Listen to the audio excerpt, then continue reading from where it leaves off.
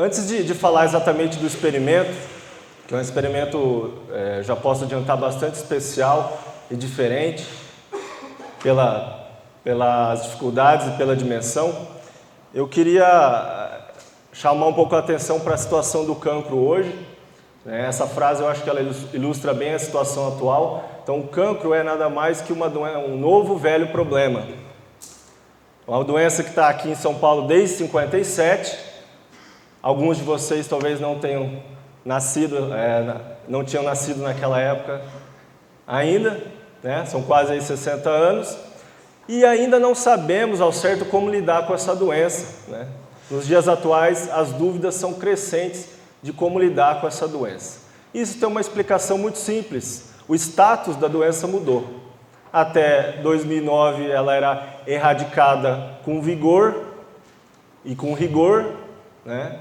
Manteve-se os níveis nos talhões até 0,2% por quase uma década, depois de uma elevação acentuada em 99, e depois com as mudanças na legislação, os índices de doença do cancro cítrico começaram a subir e registrar recordes históricos a cada ano. O último levantamento do Fundecitrus indicou, em 2012, 1,4% dos talhões com cancro cítrico, e uma estimativa bem grosseira, baseado nesses levantamentos de 2009 a 2012, nós fizemos uma projeção, a gente estima hoje que São Paulo tem de 5% a 10% dos talhões com cancro cítrico. E vocês estão aqui para não deixar eu mentir, porque tenho certeza que 90% de vocês, dos senhores, já encontrou o cancro cítrico na propriedade, principalmente nos últimos anos. A má notícia é que isso não vai melhorar, muito pelo contrário, vai continuar aumentando. Não é mais imaginável uma situação de retorno a uma supressão completa da doença no estado, e nós, no futuro, muito provavelmente, teremos que manejar a doença aqui em São Paulo, assim como é feito com sucesso no Paraná, na Flórida, Argentina, Rio Grande do Sul. Essa é a boa notícia. É uma doença manejável. E esse é o tema dessa apresentação, né? Falar das medidas cruciais de manejo do cancro cítrico. Utilização de quebra-vento, cobre e controle dominador.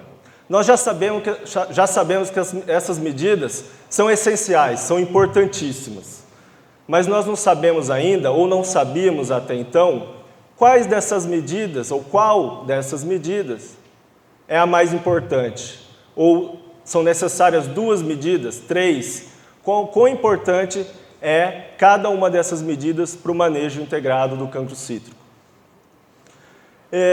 Como eu disse, é um experimento especial, envolveu muita gente desde o começo e muita história. E essa primeira parte da apresentação eu queria dedicar a toda essa história e todos aqueles que trabalharam desde 2003 nesse experimento. Vocês vão pensar, nossa, mas o experimento começou em 2003 e vocês estão divulgando os dados só agora, 12 anos, 13 anos depois. Eu vou contar toda a história e vocês vão entender por quê. Então, o primeiro experimento foi instalado em 2003 em Ilha Solteira, aqui no estado de São Paulo, tá? Com o objetivo justamente de avaliar essas 3 medidas. A minadora tinha sido introduzida ou relatada no Brasil pela primeira vez poucos anos antes, em 96, então não havia tanto tempo. Então o objetivo era ver, na presença da minadora, como esses tratamentos iriam se comportar, como que esse manejo iria se comportar. Então o experimento foi instalado numa área de 40 hectares, uma fazenda arrendada pelo Fundecitrus, tá? Instalado com quebra-ventos artificiais. Vejam o tamanho de uma só parcela, tá? Cada parcela tinha aí 500 plantas, uma área total, como eu disse, 40 hectares, aproximadamente 12 mil árvores estavam presentes nesse experimento. Toda uma estrutura de contenção, já aguardando a liberação para a inoculação daquela área, para que o estudo pudesse começar. Então, vejam o tamanho dessa estrutura. Esse experimento foi idealizado e realizado primeiramente pelo Fundecitrus e o SDA e Exalc, né? Aqui estão os representantes, alguns deles conhecidos pelos senhores, o Belasque, o professor Bergamin, Tim Gotthold, Valdir. Só que esse experimento ele sofreu com alguns imprevistos, principalmente relacionado à estrutura do quebra-vento, teve bastante danificação pelo vento, danos recorrentes, mas esse não foi o principal problema. Quando tudo estava pronto e resolvido para que o experimento começasse, para que ele pudesse ser inoculado, não houve a autorização da secretaria para que a inoculação ocorresse, por causa da lei da erradicação do cancro cítrico. Então esse foi eu não estava ainda no Fundecitrus, mas já ouvia a respeito, já sabia alguma coisa sobre esse experimento. E lembro que esse foi um grande balde de água fria, depois de tanto esforço e investimento nesse estudo. Enfim, passaram-se alguns anos e a ideia renasceu com força, e o experimento ganhou mais aliados, mais parceiros, além dos 3 já mencionados, o IAPAR, o Instituto Agronômico do Paraná, a COCAMAR, passaram a integrar o experimento, a equipe do experimento, além da Universidade da Flórida.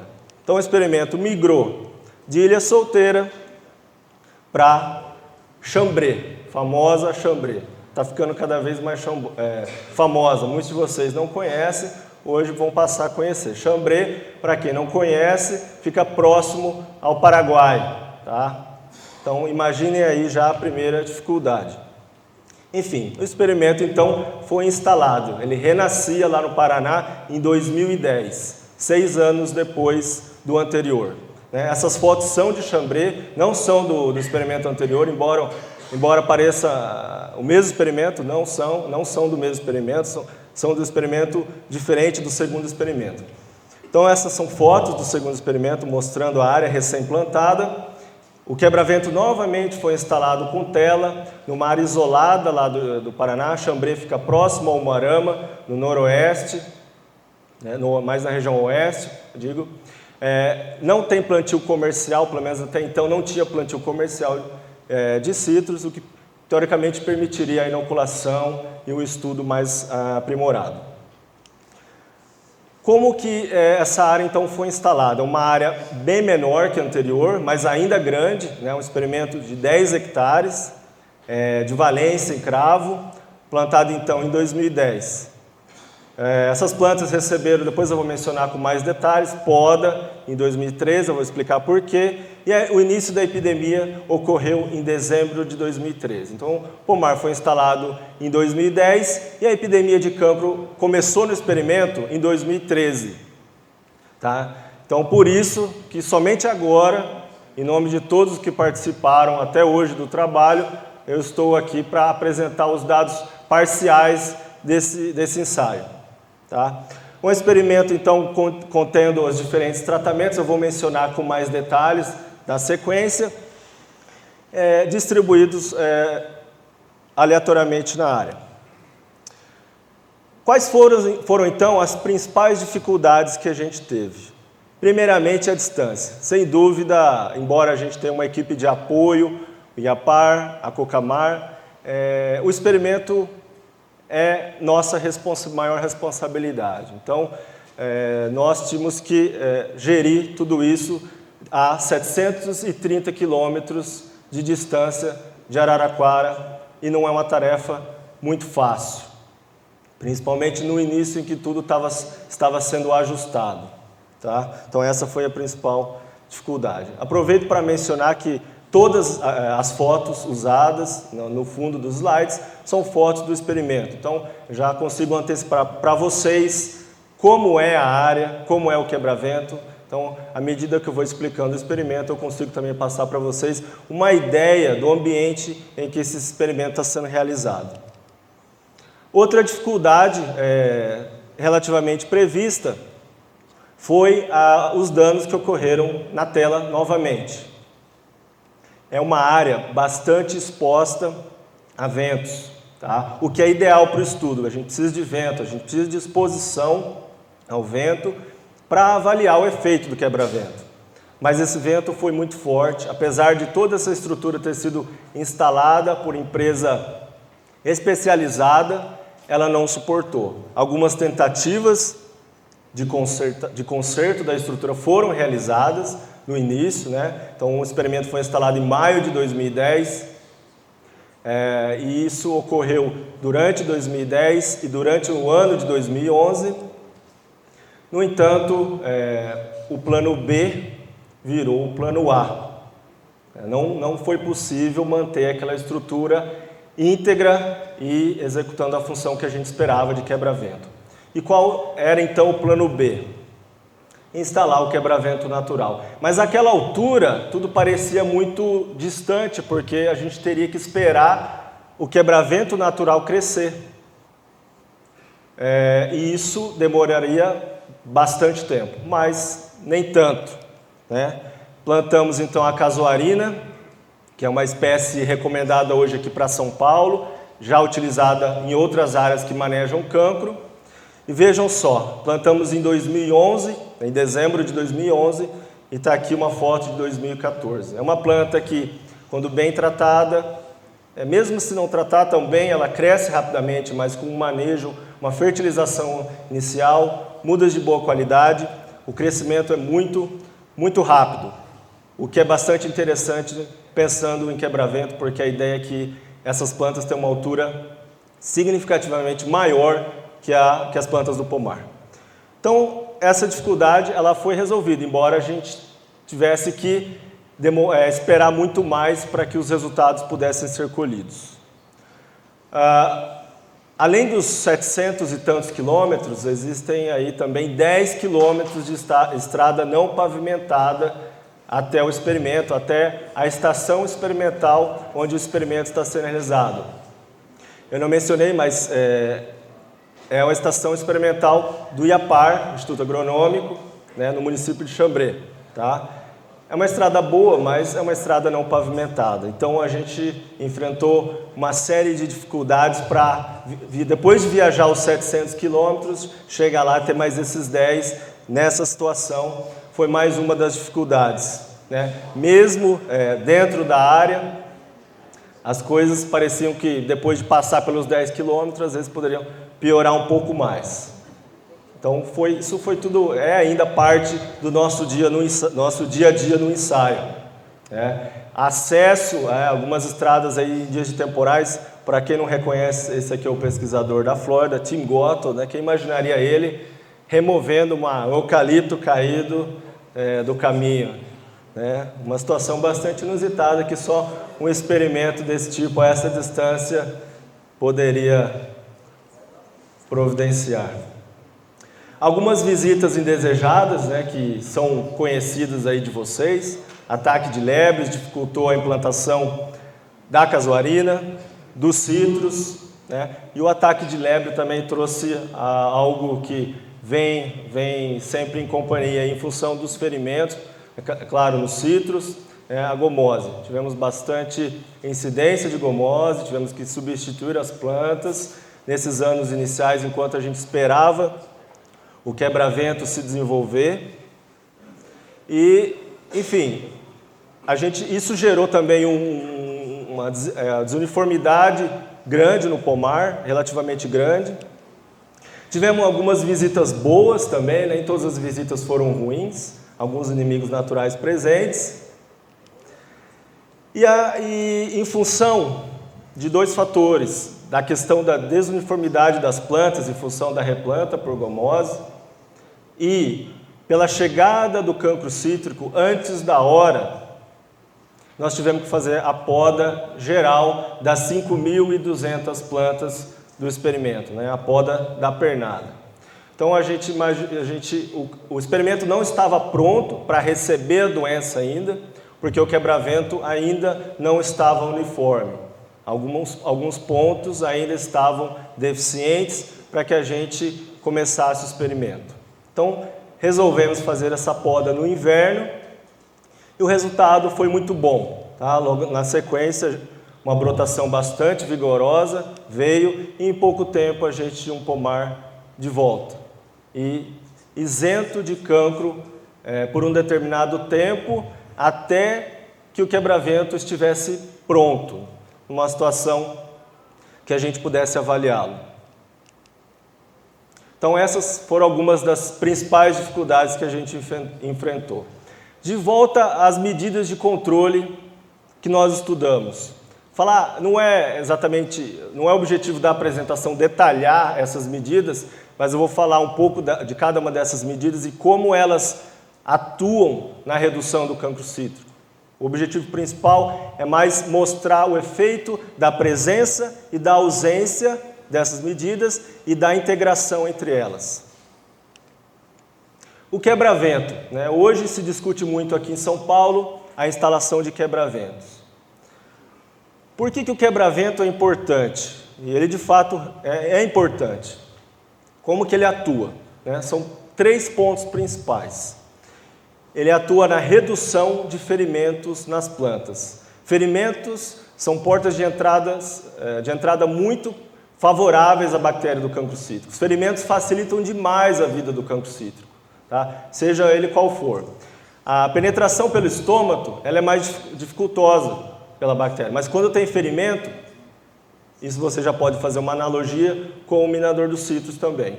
Então o quebra-vento reduz o atrito entre as plantas, nitidamente, e reduz a quantidade desses ferimentos. Está aqui uma foto que ilustra bastante o que eu estou falando. Uma lesão de cancro cítrico que surgiu no ferimento mecânico causado por algum atrito. O quebra-vento ele também reduz a disseminação. O cancro cítrico é uma doença de disseminação agregada, primariamente agregada. Embora a presença do minador tenha mudado um pouco isso, ela ainda é agregada. Então, como que ele é disseminado? Gotículas de água de chuva que são carregadas da fonte de inóculo, da planta contaminada, contendo a bactéria, para a planta próxima, para outra, para a linha seguinte, a 5 metros, 10 e assim por diante. E essa disseminação pode acontecer até alguns quilômetros. E qual agente que propicia isso daí? É o vento. Então, a presença do quebra-vento, ela reduz o raio de disseminação da doença. É claro que, no longo prazo, esse efeito ele é um pouco reduzido, mas no curto prazo, ele tende a retardar a doença. O quebra-vento atua também na redução da penetração da bactéria dentro da planta. Por quê? O objetivo principal do quebra-vento não é parar com aquela brisa que entra dentro do pomar. É parar vento de verdade, é rajada de vento bastante forte, porque essas rajadas de vento, quando ocorre com chuva e tem a gotícula de água com a bactéria, esses ventos são capazes de introduzir, de lançar a bactéria dentro do tecido vegetal pelo estômago. Então, se você tem o quebra-vento reduzindo essas rajadas de vento, ou eliminando as rajadas de vento, é possível então observar redução na penetração da bactéria no tecido e redução da doença. Tá? Então, essa é a forma que o quebra-vento age. O quebra-vento não vai impedir a entrada da bactéria. A bactéria é infinitamente menor que os poros do próprio quebra-vento. Então, é algo lógico. Ela não vai impedir a entrada, mas ela pode reduzir a disseminação, a penetração e diminuir a intensidade da doença no pomar. Quais são, então, as espécies de quebra-vento recomendadas aqui para São Paulo, depois de uma análise, conversas com muitos especialistas do Brasil, fora do Brasil? Tá? Principalmente a casuarina, que eu comentei, e faz parte do experimento, essa foto é lá do experimento. É uma espécie bastante interessante, ela não é parente do pinus, das coníferas, tá? É uma planta, uma família distinta, fácil produção de mudas, rápido crescimento, não tem pragas em comum com citros, enfim, e dá uma proteção bastante adequada e cumpre com o objetivo de quebra-vento. E a outra espécie é hoje conhecida como Corymbia thoreliana, muitos podem conhecer como Eucalyptus thoreliana, é também bastante adequada como quebra-vento. Já tem sido plantada, assim como a casuarina, aqui em São Paulo, pomares já com essas plantas em excelente desenvolvimento, então são plantas bastante adequadas para as nossas condições. E eu acho que não adianta fugir muito disso.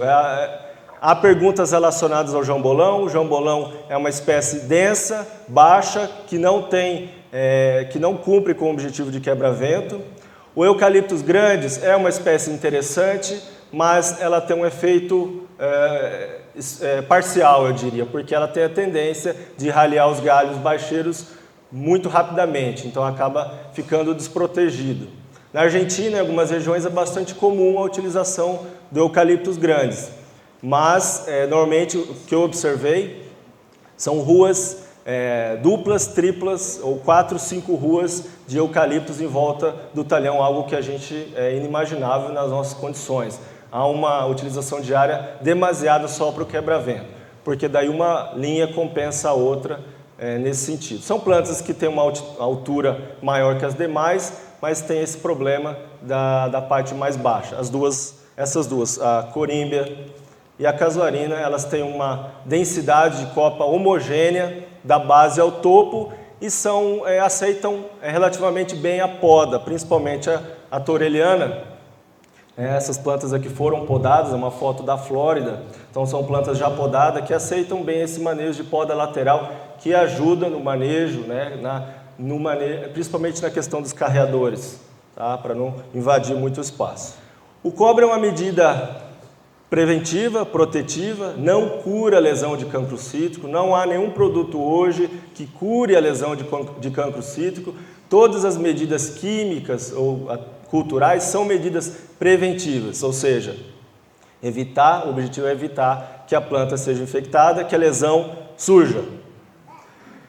E o uso do cobre ele tem que ser racionalizado. Tá? Se o pomar está sob supressão de cancro cítrico, o alvo tem que ser a folha da planta.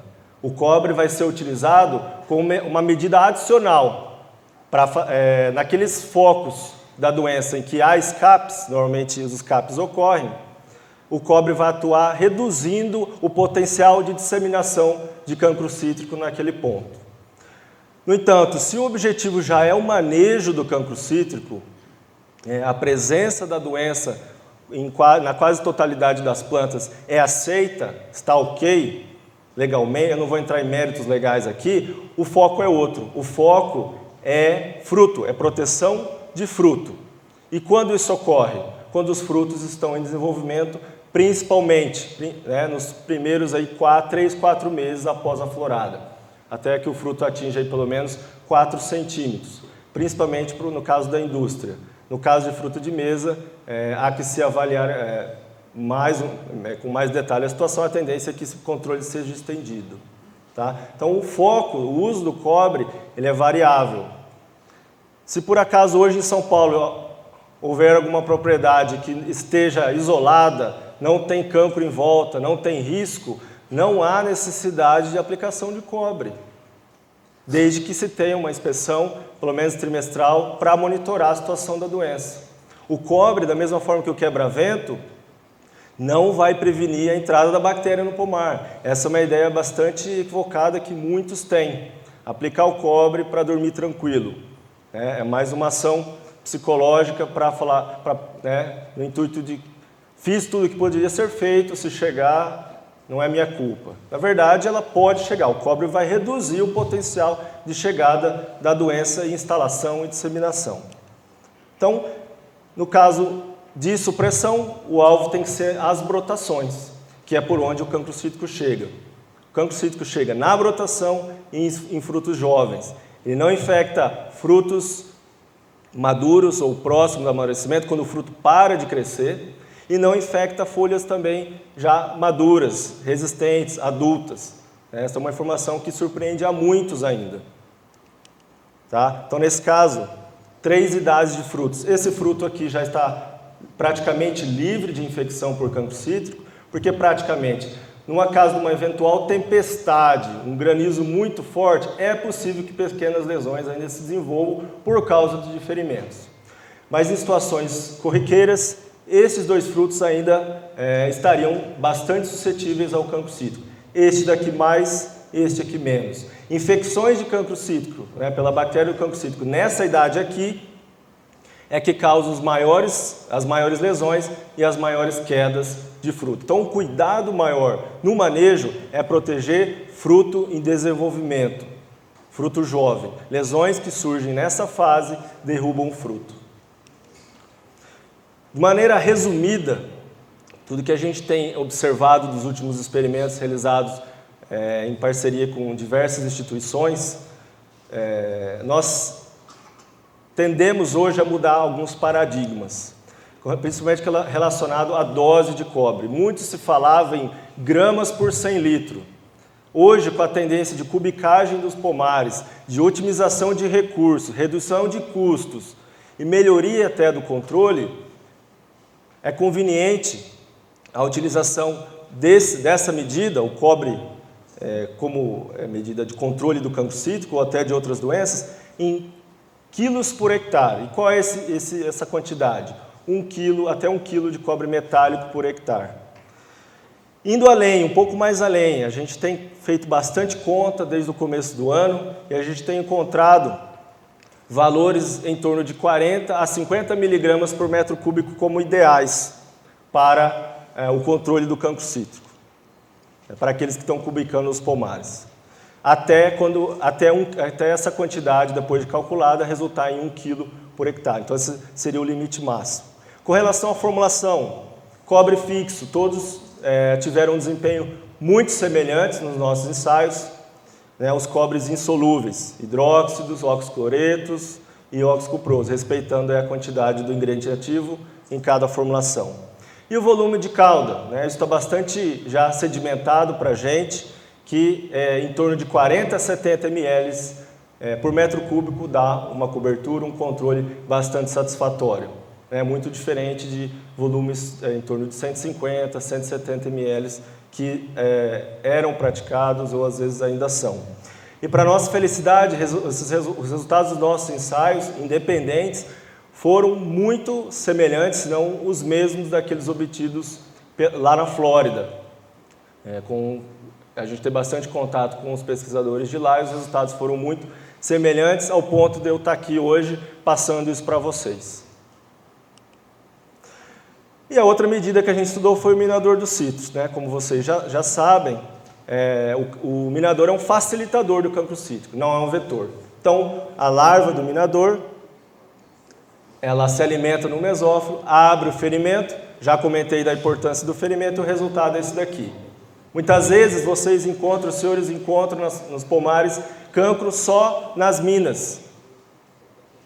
Só nas minas do minador e não encontram fora, como é o caso aqui. Então o minador ele aumenta demais a incidência do cancro cítrico, a quantidade de lesões, volume de bactéria na área, né? Imagina se uma lesão tem 1 milhão de bactérias, quantas lesões nós não temos somente nessa lesão de cancro em minador. Feita essa introdução, eu vou partir então para o ensaio. Tá? Quais foram os tratamentos utilizados no experimento? Tá? Com relação ao cobre, nós utilizamos 3 kg de hidróxido de cobre, o Cosaid WDG por 2 ml, não estou fazendo nenhuma propaganda, é outro cobre fixo que pode ser utilizado assim como os demais. Tá? Foram utilizados, para quem tem mais curiosidade e gosta de precisão, 1.150 litros de calda por hectare, hoje, né, dados atuais do pomar. 0,6 kg de cobre metálico por hectare, vejam que às vezes não precisa ser 1 kg, 0,6 kg, por causa do volume do pomar, do tamanho das copas. E 40 mg por metro cúbico de copa em aplicações feitas no intervalo de 21 dias, que é o recomendado também nas diversas situações. O minador foi controlado com abamectina, 300 ml por 2.000 litros, no intervalo de 21 dias. Quebra-vento, como vocês já viram, casuarina cuningamiana, plantado em dezembro de 2011, e área sem manejo. Tá? São 4 medidas, teoricamente, ou melhor, 3 medidas, que resultaram então em 8 diferentes tratamentos, compostos aí pelas diferentes combinações ou pela medida de controle isoladamente. Foram 3 repetições na área e 112 plantas de laranjeira por parcela. Para vocês terem uma ideia do efeito quebra-vento, eu trouxe um vídeo aqui. É claro que não foi durante uma tempestade, né? O ideal seria que eu estivesse lá filmando durante uma tempestade de raios e trovões e vento, mas eu não achei melhor não fazer isso. Então, fora do quebra-vento. Então, é um dia normal de sol, né, com incidência de vento, mas dá para a gente ter uma ideia de quanto o quebra-vento reduz, né? Não é nenhuma montagem, eu não teria motivo nenhum para fazer isso. Filmei fora e filmei dentro alguns segundos depois. Então aqui é fora do quebra-vento. Então já aproveito também para apresentar a área. Dentro do quebra-vento, tá? Percebam na casuarina em volta o vento incidindo e dentro do pomar tudo muito quieto, né? Apenas uma brisa leve, quando muito.